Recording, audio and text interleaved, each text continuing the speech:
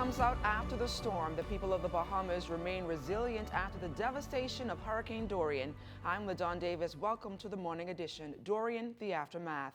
Let's check in now with our one-of-a-kind weatherman Basil Dean to see what's brewing in the tropics. The report is sponsored by Bank of the Bahamas, the bank of solutions.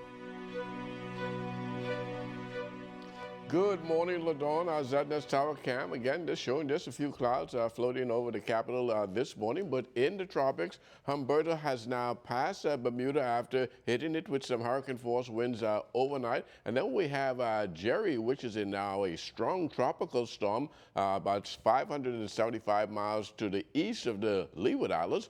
This could become a hurricane later on today. We'll tell you more about that later in the newscast, so do stay tuned. But outside of our studios, we are under partly cloudy skies, temperature 79 degrees, relative humidity 73%, northeast winds at 14 miles per hour, the barometric pressure 1,011.6 millibars, that's 29.87 inches, and it is steady.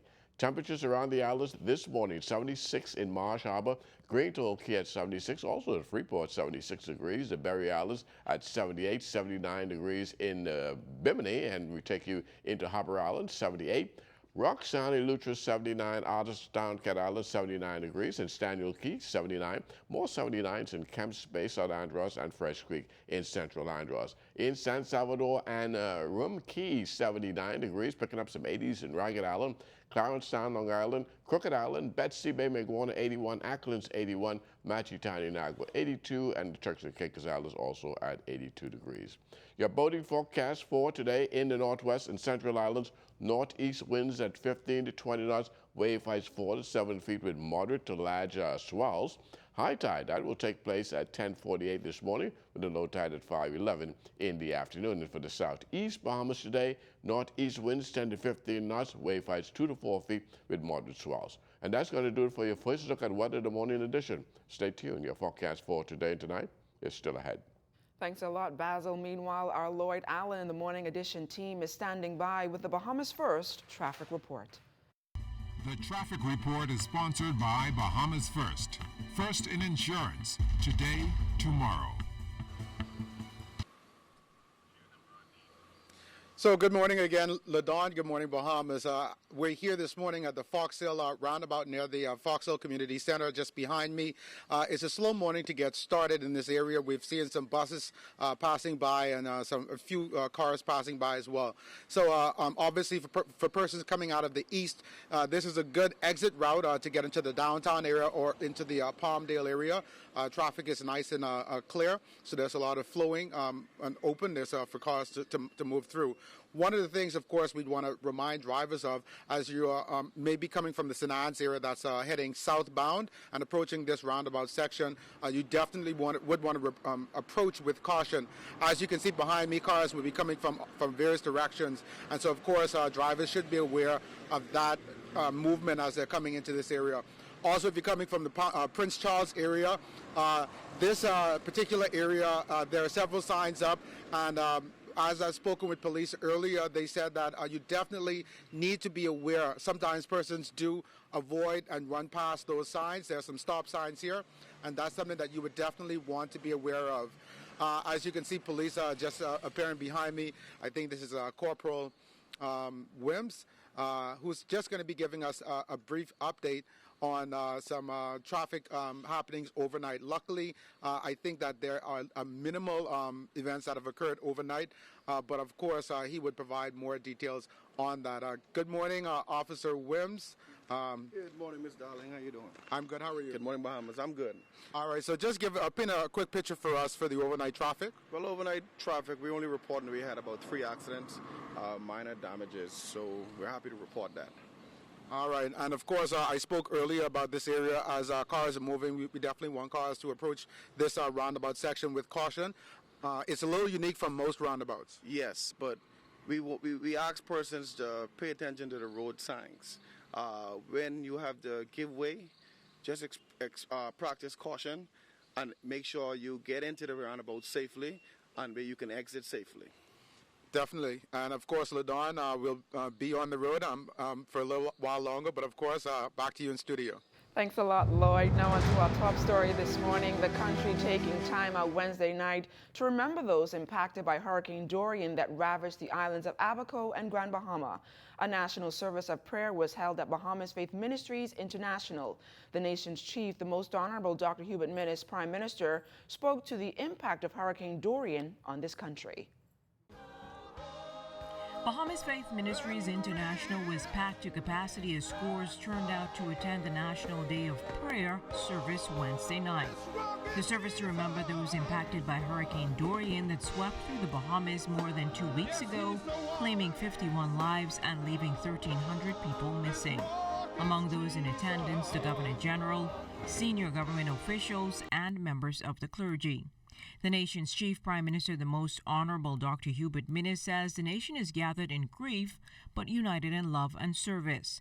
Describing the impact of Dorian as one of the most destructive storms on our region, he says it left a wound in the heart and soul of our country. These words cannot begin to describe the suffering, the pain, and the grief of Abaconians, Grand Bahamians, and indeed Bahamians throughout our Commonwealth and those abroad. This is likely to be the greatest single loss of life ever in our history. The fresh well of tears will never go dry, nor empty, for a very long time or even a lifetime for some. Prime Minister Minnis highlighted areas the nation should offer prayers for. For the first responders and heroes at home and abroad, who, with courage and compassion, have shown countless acts of love and devotion. Let us pray for the spirit of unity and solidarity. Let us pray for wisdom and guidance. Let us also pray for peace during these difficult days. Also bringing remarks during the service was Progressive Liberal Party leader and opposition leader Philip Brave Davis, who expressed thanks to the international community for its ongoing support. Our country has suffered a great loss, and the continued assistance of our friends and neighbors is an imperative. The road ahead will be very hard. But together, we will rebuild our Bahamas. While clergy from the Bahamas Christian Council offered prayers for grieving families, children, protection, the Haitian communities, as well as the people of Abaco and Grand Bahama, President of the Bahamas Christian Council, Bishop Delton Fernando, called for unity in this time of rebuilding. There's an opportunity. We are now left with the Herculean task of rebuilding the northernmost islands of our country, and in doing so we must examine how we build in the areas that have been destroyed. Now is time that the best and the brightest of our nation must put away all that divides us and come together and rebuild our land. Members of the clergy also offered prayers for the Prime Minister to give him strength at this time. But the Prime Minister was confident of one thing. And we will, with God's help, together, as one Bahamas, move confidently forward, upward, onward into the future. Jiminita Swain, ZNS Network News. Meanwhile, residents from each corner of Exuma flocked to Farmers Hill last evening to stand in solidarity with those persons impacted by Hurricane Dorian at a service commemorating the National Day of Prayer. Our Antoinette Smith was there. Exuma resident Erwin Smith says he knows what prayer can do, and that's why he made his way to the island's service of prayer. My heart just really went out for them, and I out tonight praying that God will really turn the situation around. Just last week, Prime Minister, the Most Honorable Dr. Hubert Minnis, announced the observance of a National Day of Prayer, honoring those victims who lost their lives in Hurricane Dorian. And as the nation prayed, residents and clergymen of Exuma prayed and praised along with them. in the time of trouble. He can be a helper. Exuma Christian Council President Franklin McKinsey says with the devastation left behind by Dorian, it's critical that the nation turn to prayer. Pray because we realize, there's a greater source than all of us. And we have got to make sure as individuals, personally, that we connect with this greater source, knowing that he is the only one in a time like storm and other tragedy. That's the person we cry to, Lord, help us. So this is why we would initiate, come together as believers, understanding that God still understands and he is with us every step of the way. Deputy Leader of the Opposition and Member of Parliament for Exuma, Chester Cooper, says it was important that he be on hand for the prayer service after witnessing the devastation firsthand. I've had the opportunities to stand at Ground Zero in Abaco and Grand Bahama, and it was truly depressing, heartbreaking. The pain and the heartbreak is unbelievable and indescribable. So I'm delighted to be here with the people of Exuma as they express their pain and their concern as well for the people of Grand Bahama and Abaco. And as the National Day of Prayer comes to a close, residents of Exuma's and members of its Christian Council pledge that their prayers won't stop, but they will endlessly continue as the residents of Abaco and Grand Bahama rebuild and recover. Reporting from Exuma, I'm Anthony Smith for ZNS Network News. From schools to public clinics, government buildings on Grand Bahama, namely East Grand Bahama, took a major beating from Hurricane Dorian. Teams from the Ministry of Public Works have begun rapid assessments on that island, having started in East Grand Bahama, and Director of Public Works Melanie Roach says some structures would have suffered structural as well as flood damage. The clinic in High Rock was completely destroyed. The administrator's office and police station is not salvageable. 70% of the exterior walls were damaged, and all of the windows were destroyed. The administrator's residence, that's also not salvageable. The roof is completely destroyed. 90% of the exterior walls were damaged. And the police station was in the High Rock administrator's office, so that was completely destroyed as well. Much like the devastation left on Abaco, parts of Grand Bahama were left devastated by Hurricane Dorian, the scope of which Roach says the Ministry of Works have not fully assessed yet. As she says, officials hope to begin assessments in West Grand Bahama as early as next week. We'll be able to get a team of 7 in there. We have a senior engineer who's there temporarily for 4 weeks, and we're in the process of hiring another senior engineer from Grand Bahama who will assume responsibility for the Ministry of Works office there. The National Insurance Board is issuing replacement cards, smart cards rather, to residents of Abaco and Grand Bahama who would have lost the cards during Hurricane Dorian. NIB has simplified the application process for those residents. The official police report required for all lost or stolen cards is not needed to replace those impacted by the storm. Also, the card's replacement fee will be waived for residents in those affected islands. Officials on the island of Eleuthera is informing all motorists and other road users that the Glass Window Bridge is officially closed effective immediately due to a strong sea surge. The bridge will reopen only when weather permits. Officials are urging everyone to stay away from the area of the bridge until the all clear is given. And let's take a break here, and when we return, we will go over to Grand Bahama in the aftermath of Dorian.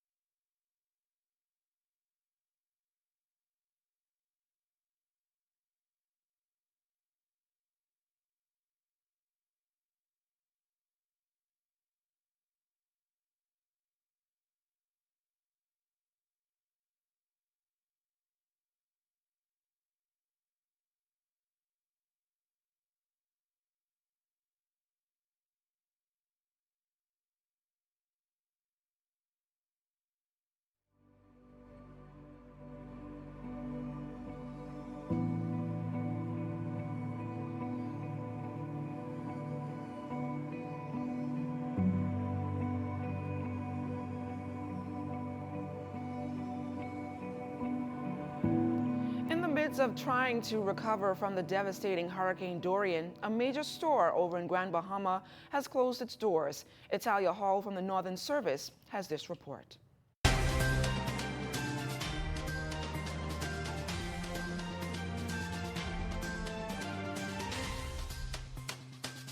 Kelly's Freeport received a significant amount of damage during Hurricane Dorian. General Manager John Doherty says for the first time, the store received some 5.5 feet of flood water in the retail store. He says a lot of their inventory was lost, but can be replaced. So basically, we're just sifting through some of the items, trying to take out the stuff that obviously has been completely destroyed, separating stuff that still has value, that is still in good state. And for those who are wondering, the general manager says Kelly's is here to stay in the city of Freeport. Kelly's is a company that for 54 years has always been there for the community, and nothing is going to change and stop that right now. It's just taking us a little bit more time than we usually do, but again, we're dealing with some damages that we've never sustained before. But we are in the process of opening back up, starting with our building materials department, and we have stuff rolling in, and warehouses are fully sorted out, everything is cleared, and we have inventory rolling in as we speak. Doherty says they are currently assisting the Grand Bahama Port Authority and other big contractors with items. We're trying to kind of still assist persons that are, actively trying to, rebuild and kind of do a lot of work around the island. But we're looking to officially, attempt to open on Monday. That's what our aim is for building materials, so that we can go out and help many, many others that are in desperate need right now. What about the retail store? The retail store remains a bit of a challenge. We are still working on that. A lot of the housewares goods we are going to postpone a little bit, kind of getting that reestablished, but all of the hardware and everything else that we would have sold traditionally, we're still going to be able to offer to the public. And for the employees of the hardware store, he says they are trying their best to keep everyone actively employed. As it stands now, everybody still remains, and we're 124 strong, and everybody has shown up to work. We've tried to keep everybody busy and active so that we can get back to some sense of normalcy. A lot of them kind of suffered some hardships, just like a lot of other persons, but they're strong-willed, and they've showed up to work. They've put their heart and soul into it, and we're standing by them because they're standing by us. Italia Hall, ZNS Network News. Thanks, Italia. Meanwhile, Grand Bahama will take some time to put the pieces back together after Dorian. A pastor on that island has lost his home and church, but still keeps the faith. Jamila Mizik has this report. Unlike many other Grand Bahama residents who live over the Casuarina Bridge, Pastor Philip Monroe and his wife Margarita not only lost their home due to Hurricane Dorian's powerful floodwater, but also their place of worship. The Word of Life Ministries leader says prior to Dorian, they secured the building and property knowing they were anticipating storm surge, but the level of destruction caused was unimaginable. The pastor adding that this is the third time as a ministry that they have experienced flooding and devastation. Our ministry, when we started out, 2004, we had Francis and Jane. We were situated on Queens Highway in a building directly opposite Supreme Cleaners. And with Francis and Jane, the water came in and destroyed literally everything for the most part, with the exception of the keyboard. And so I guess that keyboard still being there, that was, our way of being reminded that in the midst of tragedy, in the midst of devastation, we still need to give God praise and we need to give God thanks, especially for life. Now, Pastor Monroe says originally the foundation was going to be lower, but after the suggestion from a resident that they take it up a notch, they went up about 5 feet, but it was still not high enough to withstand flood waters.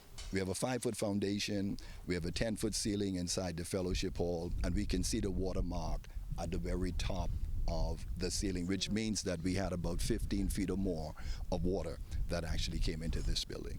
Now, Pastor Monroe says they were actually considering making the church a hurricane shelter, but he's thankful that did not happen. It would not have been a good decision looking at what actually occurred after Dorian, because as you know, several churches that were hurricane shelter school, Maurice Moore, Central Church of God, nobody ever envisioned, water traveling into these areas, and so these individuals found themselves having to call for rescue. He says despite yet another loss, they'll continue trusting God to bring them through. It's one thing to trust God in the good times, but when things shift and things happen, we have to learn to trust God in the midst of the bad. So the same God that brought us over the hurdles in the previous post-hurricanes, Matthew, Francis, and Jane, is the same God that we expect, to do it again. Everything that you see here, by the way, has been a step of faith, an act of faith, from acquiring the property, from laying the foundation, from being able to put a roof on this building. Everything has been a step and an act of faith. And if God did it before, we expect God to do it again. Jamila Mizik, ZNS Network News. Thanks, Jamila. Even though Dorian ravished some of our shores, tourists still think it's better in the Bahamas. All of that and more when we return, so stay close.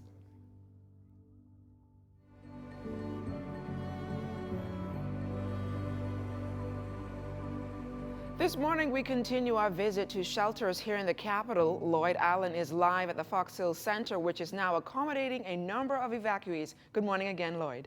Murphy Don. Good morning again, LaDon. Good morning, Bahamas. We're here at the Fox Hill Community Center, where we've been told that about 142 persons from the islands of Abaco and Grand Bahama are being housed here. Those evacuees, of course, coming from those regions. And this morning we're joined by a Murphytown resident, Kirk Evans. He's here. He's been here for a few days now. Good morning, Mr. Evans. How are you? I'm fine. Good morning. All right, so how is your, we've visited a few other shelters so far. Tell us, how has your experience been? Well, this, when my first time experienced hurricane, but it's my first time experienced something like this, because, I never seen nothing like this. And this hurricane I spent in my shelter's apartment I was renting. And I spent the whole entire day, Sunday morning, still that night. But I had to get out around that time after the hurricane the full force really come in. And I experienced a lot of flooding. I experienced the hurricane that's coming and rip off the whole roof. The water's I'd say almost 10 feet inside. Another question I have for you, obviously being here at the center and coming past Dorian, as I've spoken with a lot of people, I feel as if it's changed them, even the way you think about life. Would you say that that's your experience? Not to me. But it's an experience for me to see what a disaster would happen in Abaco and never see nothing. And like everybody lost everything.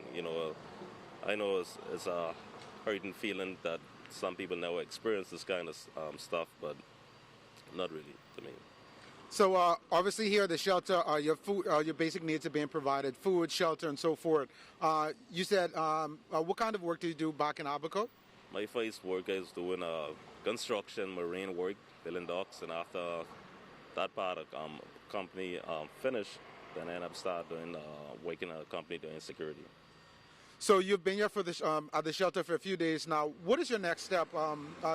Do you intend to look for work here in New Providence, or do you intend to go back Abaco at some point? My extent is to go back to Abaco, to look for work.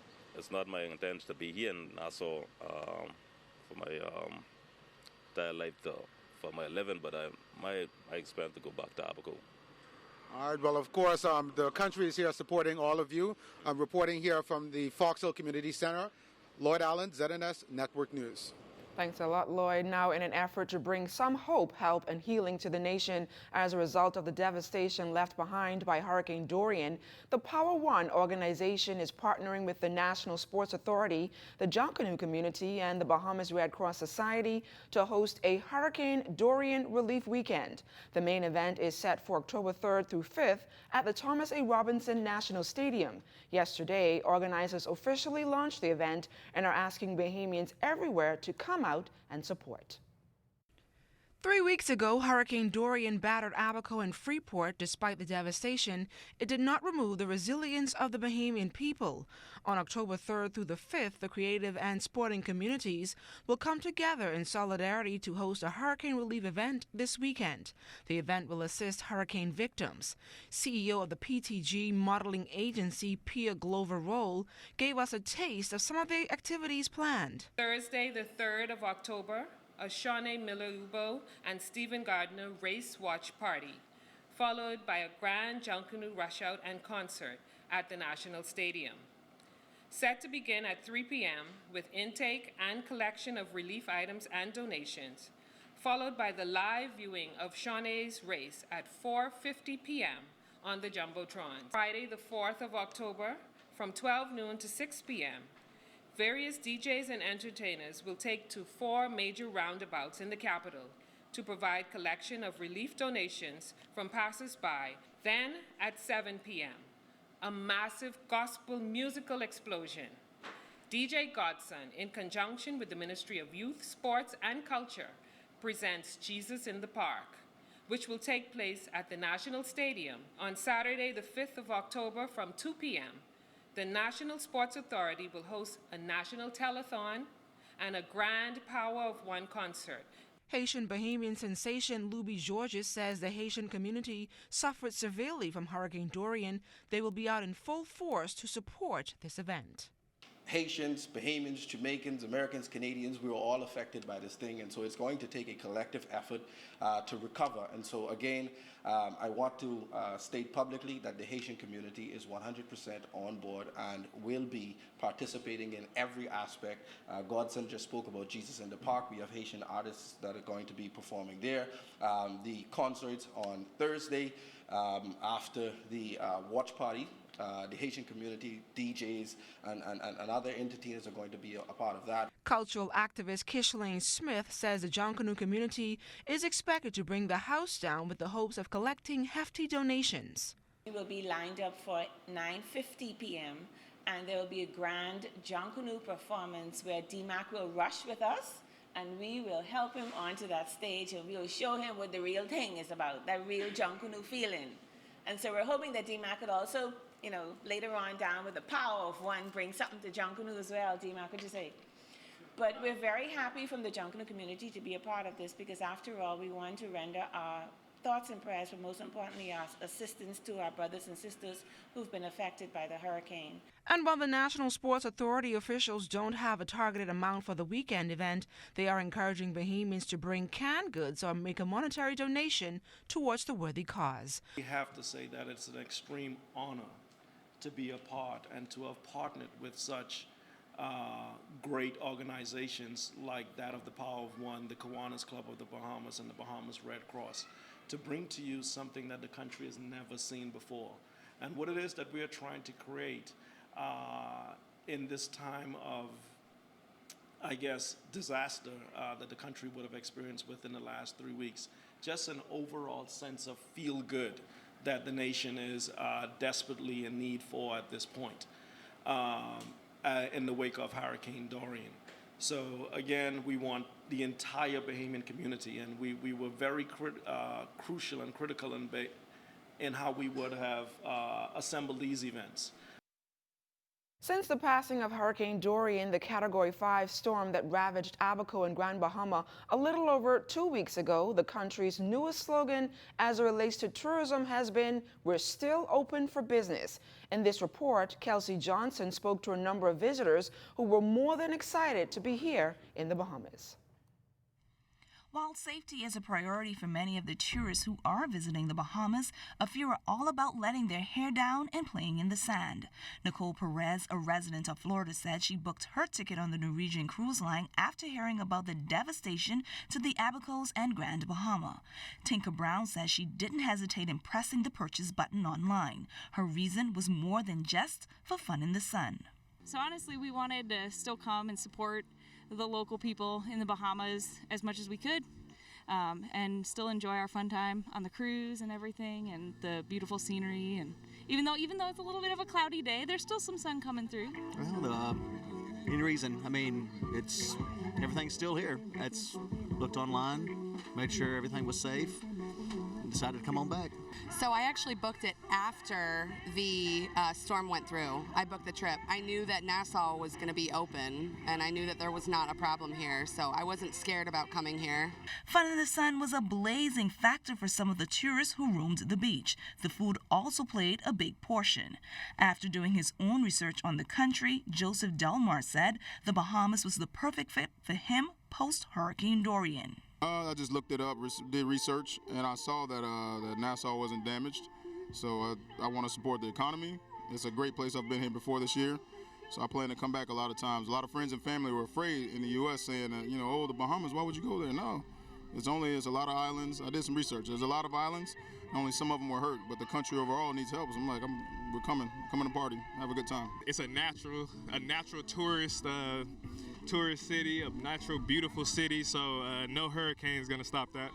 The new slogan, "The Bahamas is still open for business," is geared to driving and promoting the 14 out of 16 islands that were not affected by Hurricane Dorian, the Category 5 storm that ravaged the Abacos and Grand Bahama 2 weeks ago. Kelsey Johnson, ZNS Network News. Thanks, Kelsey. Thousands of people and their families were impacted by the deadly hurricane that ravaged through the Bahamas, leaving communities, towns, and settlements in shambles. Marsh Harbor resident and Hurricane Dorian survivor Javon Leary shared the story of how him and his family withstood the life-threatening storm that tore through central Abaco before raging on to other parts of the island and Grand Bahama. Leary says he was with his mom in his mom's apartment when the first part of the storm hit. Take a look. Inside the house, the ceiling started to shake. So I tell my wife and my mom and my sister, I say, I don't think we're going to be safe here. But at the time, we can't go nowhere because that's the strong part of the storm. So we had to wait. And so during the eye, we saw it as an opportunity for us to go. But she lives through a dead end. So all the trees was across the road. And so everyone was trapped. So we had to use cutlass to try to chop our way out. Colleges and universities around the world are doing their part to assist students of the University of the Bahamas' Northern Campus get back on their feet and start the rebuilding process. President Dr. Rodney Smith says he is pleased with the overwhelming support received from international partners. As you know, Dr. William R. Harvey from Hampton University has offered free tuition room and board to our students this semester from UB North. Last week when we spoke, he has added $1,000 additional to each of those students to assist with processing of F1 visas. He's contacted the U.S. Embassy here, and they're working with Hampton as well to make sure these students are processed and in classes by the end of this week.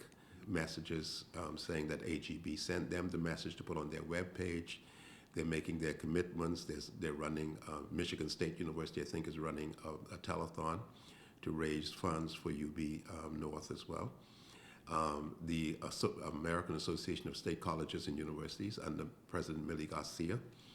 I think there are 4,000 institutions within that association, and she sent the same message along with our link to all of the institutions to put on their websites and to also put their personal message supporting the relief fund.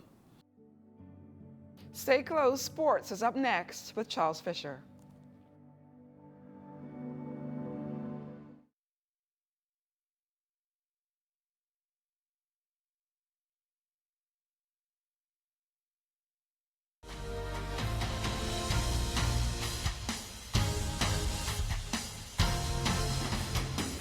Good morning to everybody out there. There is a new chairman of the National Sports Authority. That's the authority that runs the entire section of the Queen Elizabeth Sports Center and the Blue Hills Field. He comes with a good sports background, and many may know him from his business ventures in Exuma. He is Burton Rogers. Looking forward to the appointment at NSA. I've always had an interest in sports. Like I said, I've only been here 3 weeks, so I'm still trying to learn, trying to get my feet wet, trying to just understand the operation. It comes at a very trying time for the country, and in the midst of my appointment, we had our worst disaster ever. So again, my heartfelt condolence to those families who have lost their lives and those who have also been displaced. And as you know, the shelter, the largest shelter, is actually here at the stadium, and most of those persons are being housed here. He indicated he is coming in at a tough time where finance is at a standstill. I always thought the NSA should be and I think it is, revenue driven. I don't think it should be 100% on the financial burden to the government. I think there's an opportunity here to make it as such. I think it's the facility, although it's a really nice facility, I think there's room to expand on what is already here and to continue what some of the guys before me have attempted to put in place in some of the roads. So I will take my capitalistic hat, put it on, and see how I can implement some of the things that I've been thinking of. Well, the B3 seem to be making headway in getting Team Bahamas to the IWF World Championship just 8 days away in Doha. B3's President Rico Archer pointing out that right now the main focus is on keeping our athletes at the task at hand. What we're going to try to do, we will continue to make best effort to keep everyone comfortable. And even if it means that we have to defer payment, we may have to, but we certainly will live to the obligation of making sure that the athletes don't waste their 10 days in Doha without getting some sort of stipend from the Federation. So we will do all that we can. Also just 10 days away is the North American Optimist Championship here in the 242, September 27th through the 4th of October. Local organizing committee member Chandra Parker. It is a huge undertaking to host it here in the Bahamas. We've had a lot of support from the Nassau Yacht Club, the Bahamas Sailing Association, and all of our sponsors.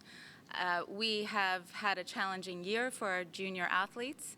They've gone through a process of 3 qualifying events to make it onto Team Bahamas, and they've gone through many clinics and extra training. It's been really rigorous for them, and we're very proud to see how far they've come. We are looking forward to welcoming 19 countries to Montague Bay to compete, and they are all really excited to come. This is actually one of the largest North American championships that has ever been. I think 20 is about the max number of countries. When you include Bahamas, we're at 20. So it's going to be really an exciting competition. Well, the young sailors, they've been training for months for this team led by national champ Joshua Reach and Jasmine Arbely. It's going to be a tough job, but I believe that we have the power and we have the team that we can get it done, and we'll do very well. Yes, we have a great advantage sailing here because we sail here 4 days out of the week, so we know the waters, we've sailed there before, we know what everything's doing. So I feel like we have a pretty good advantage. Most of the people on our team have been sailing in this bay for pretty much most of their sailing career, and that we have probably a slight advantage over the people that have never even seen this place before. So I say we'll do pretty well. John Crell Jones and the Connecticut Sun looking to take a 2-zip lead in their first round best-of-5 WNBA semifinal series with the LA Sparks tonight. Tip-off time is 6:30 from the Mohegan Arena in Connecticut. Game 3 is set for Sunday in LA. Jones finishing third in voting for league MVP. It was announced late last night. Washington's Della Dawn was the runaway winner, receiving 41 of the 43 first-place votes for a total of 420 points. Phoenix Brittany Griner was second with 167, followed by Jones 145. You know what that means? She's the third best player in the WNBA. Quite a feat for the youngster from out of Grand Bahama. And that's going to do it for sports. Thanks for watching.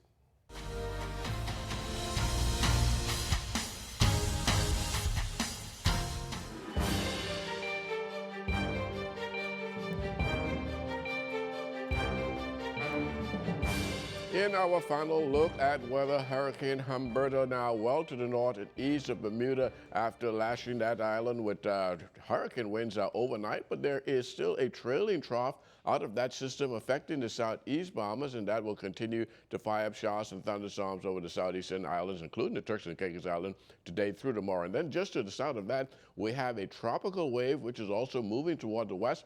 That will enhance the shower activities over the southeast Bahamas today and tomorrow before spreading into the central Bahamas and eventually into the northwest Bahamas over the weekend, when that will also bring some showers to our area.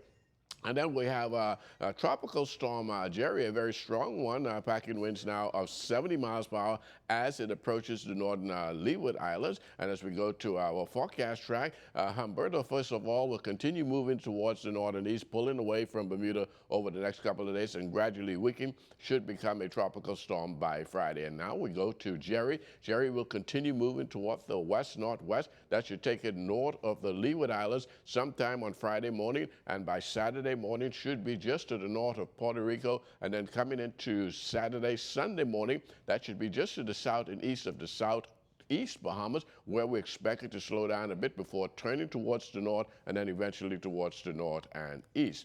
And then our forecast for today calls for periods of clouds and sunshine, some sporty showers in the mix with windy conditions. 88 degrees. That will be a high temperature today. And tonight, we're looking at partly cloudy, breezy with showers and thunderstorms developing late again, with your low temperature getting down to 78 degrees. Extended weather forecast over the next 7 days. Showers off and on right into the weekend as that tropical wave makes its way into the northwest Bahamas, but that should pull out by Monday, so we'll see some improved weather the early part of next week. LaDon? Some good weather there, Basil. Thanks a lot. That's it for us today. Make sure to tune in tomorrow for more on the aftermath of Dorian. For the entire Morning Edition team, I'm LaDon Davis. Make the best of your day.